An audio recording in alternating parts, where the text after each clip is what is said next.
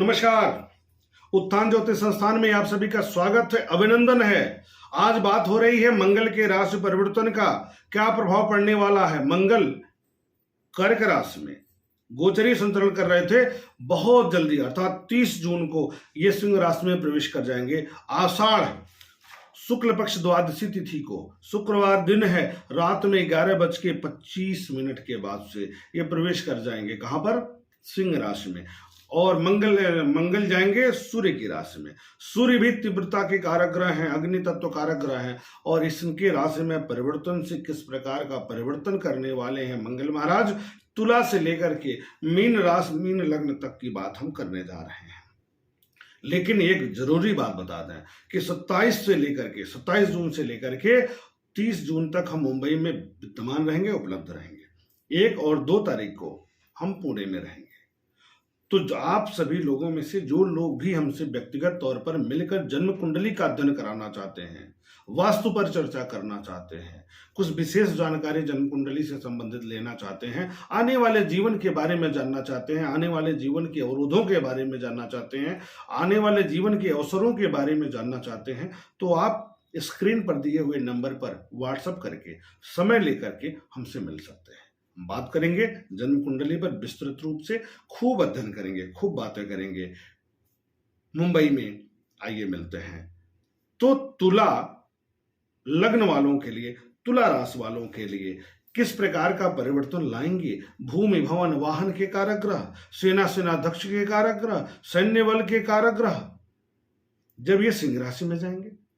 दूसरी बात, राहु से दृष्ट हो रहे हैं, बृहस्पति से दृष्ट हो रहे हैं, शनि से भी दृष्ट हो रहे हैं, तो किस तरह का परिवर्तन आपके जीवन में लाएंगे, इसको जानना। तो तुला के लिए क्या करेंगे? धनेश अब सप्तमेश होकर के लाभ भाव में जा रहे हैं, एकादश भाव में जाना बड़ी अच्छी बात है। तो व्यापार बढ़ेगा, नौकरी बढ़ेगी, कार्य क्षेत्र बढ़ेगा और व्यापारिक विस्तार होगा, धनागम बढ़ेगा, लाभ बढ़ेगा और आय के साधनों में वृद्धि होगी।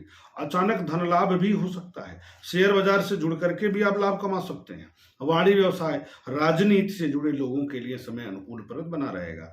कुटुंब में प्रगति की स्थिति बनेगी, घर में नया कार्य हो सकता है, घर में कोई प्लानिंग कर रहे थे कुछ परिवर्तन का, वाहन खरीदने का या जमीन लेने का या वैवाहिक कार्यक्रम के लिए या कोई शुभ कार्यों के लिए, तो उसमें प्रगति होता दिखाई दे रहा है। अध्ययन अध्यापन से जुड़े लोगों के लिए समय अनुकूलप्रद है। रोग ऋण शत्रु पराजित होते दिखाई दे रहे हैं। प्रतियोगिता में विजय की स्थिति बनती दिखाई दे रही है। दाम्पत्य जीवन बेहतर होता दिखाई दे रहा है। प्रेम संबंधों में भी सुधार की स्थिति बनती दिखाई दे रही है। प्रेम संबंधों से लाभ की भी स्थिति बनती दिखाई दे रही है। जीवन साथी से लाभ की स्थिति बनती दिखाई दे रही है। उपाय क्या कर लेंगे? हनुमान जी महाराज की उपासना के साथ साथ 2 हल्दी की गांठ भगवान श्री रामचंद्र जी के चरणों में अर्पित कर देना है बृहस्पतिवार के दिन। वृश्चिक लग्न की और वृश्चिक राशि वालों की बात करेंगे। तो वृश्चिक लग्न में और राशि के लिए, लग्न में लग्नेश हो जाते हैं, राशि में राशिश हो जाते हैं। तो ऐसे में राज्य भाव में जा रहे हैं, दशम भाव में जा रहे हैं, तो इससे अच्छी स्थिति क्या हो सकती है? लग्नेश का दशम भाव में गोचर करना बहुत बेहतर। परिश्रम में वृद्धि, कार्य क्षेत्र में परिवर्तन, सकारात्मकता, जीवन शैली में सुधार, आत्मसम्मान में वृद्धि, आत्मबल में वृद्धि, मनोबल में वृद्धि, क्रोध में वृद्धि, व्यक्तित्व में वृद्धि, माता के सुख सानिध्य में वृद्धि, लेकिन माता के स्वास्थ्य को लेकर चिंता की स्थिति, गृह और वाहन सुख में वृद्धि, पढ़ाई में बेहतरी, डिग्री के लिए समय अनुकूलप्रद बना रहेगा। संतान पक्ष से शुभ समाचार प्राप्त होगा, पिता से लाभ की स्थिति बनेगी। अचानक घबराहट की स्थिति भी हो सकती है। मूल कुंडली के अनुसार मूंगा रत्न धारण करना लाभप्रद होगा। हनुमान जी की आराधना करना बेहतर होगा। फिर धनु लग्न की बात करेंगे, धनु राशि वालों की बात करेंगे। तो पंचम के कारक हो जाते हैं, व्यय भाव के कारक हो जाते हैं, भाग्य भाव में जा रहे हैं। तो बुद्धिमत्ता के आधार पर भाग्य में परिवर्तन करेंगे आप। पराक्रम में वृद्धि होगी, डिग्रियों में सकारात्मकता आएगी, डिग्री से संबंधित कार्यों में वृद्धि होगी, विद्या धन में वृद्धि होगी। पढ़ाई के लिए समय उत्तम बना रहेगा, परंतु पढ़ाई पर खर्च की स्थिति बनती दिखाई दे रही है। दूरस्थ यात्रा का भी योग बनता दिखाई दे रहा है। संतान पक्ष से शुभ समाचार प्राप्त हो रहा है। पराक्रम में वृद्धि, सम्मान में वृद्धि, भाई बंधुओं के मित्रों से संबंधित कार्यों में वृद्धि, लाभ में वृद्धि, क्रोध में अधिकता के कारण तथा माता के स्वास्थ्य के कारण थोड़ा सा पारिवारिक अवरोध दिख रहा है। गृह और वाहन संबंधित कार्यों पर खर्च बढ़ेगा। जब जीवन साथी और प्रेम संबंधों के लिए समय अनुकूल बना रहेगा, सकारात्मक बना रहेगा। 5 लाल फल लाल कपड़े में बांधकर हनुमान जी महाराज को मंगलवार के दिन चढ़ा दें। इससे व्ययेश का उससे जो नकारात्मक प्रभाव है, व्ययेश का प्रभाव है, वह कम हो जाएगा। पंचम का प्रभाव आपको खूब मिलेगा। मकर की बात करेंगे तो सुखेश लाभेश होकर के अष्टम भाव में जा रहे हैं, तो लाभ भंग और पराक्रम सुख भंग योग बन जा रहा है, तो थोड़ा सा सुख में कमी दिखाई देगी। सुख के संसाधनों पर खर्च होता दिखाई देगा। परिवर्तन की स्थिति बनती दिखाई दे रही है। यात्रा का योग बनता दिखाई दे रहा है। व्यापारिक गतिविधियों में अवरोध के साथ वृद्धि की स्थिति बनती दिखाई दे रही है। भाई बहनों को लेकर तनाव या पराक्रम में वृद्धि होता दिखाई दे रहा है। गृह और वाहन सुख पर खर्च तो बढ़ेगा ही बढ़ेगा। वाणिज्य व्यवसाय के क्षेत्र से जुड़े लोगों के लिए समय अनुकूलप्रद बना रहेगा। वाणी की तीव्रता में वृद्धि की संभावना बनेगी। पारिवारिक कार्यों में वृद्धि की स्थिति बनती हुई दिखाई दे रही है। पेट की समस्या और नकारात्मक विचार थोड़ा सा आ सकता है, तो ध्यान रखना है। प्रेम संबंधों में भी सामान्य अवरोध की स्थिति बनती दिखाई दे रही है। आपको लाल फल 5 लेना है, मसूर की दाल 5 मुट्ठी लेनी है, हनुमान जी महाराज को थोड़ा सा चढ़ा देना है, शेष सभी किसी गरीब को दान कर देना है।